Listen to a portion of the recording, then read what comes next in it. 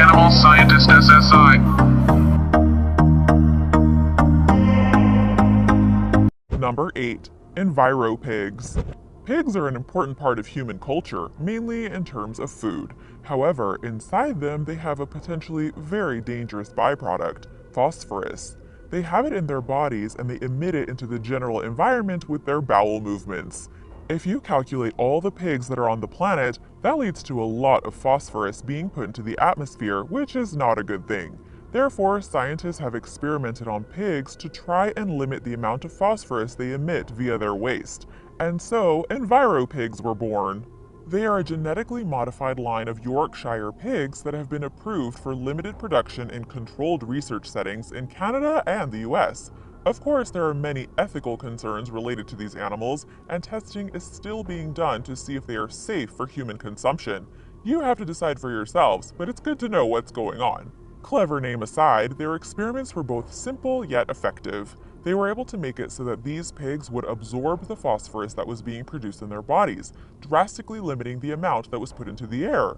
While phosphorus is a necessary part of the natural life cycle, having too much of it can cause overgrowth in plants. While this may sound like a good thing, this imbalance can cause a lot of problems, especially in the oceans, lakes, and rivers with algae.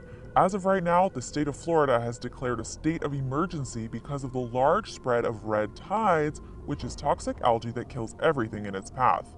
With these enviropigs, the balance will likely be maintained if done on a large scale. Furthermore, if they're able to do this with not only other pigs, but livestock like cattle and reduce the amount of gases that they produce, it could lead to a big revolution in cleaning up the world's atmosphere. Number 7. Landmine plants. While not an animal, this is a creature.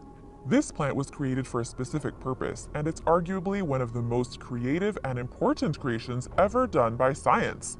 Why? Well, because these plants were made by a company to change their color when a landmine is near. You might be thinking, why is that a necessary thing?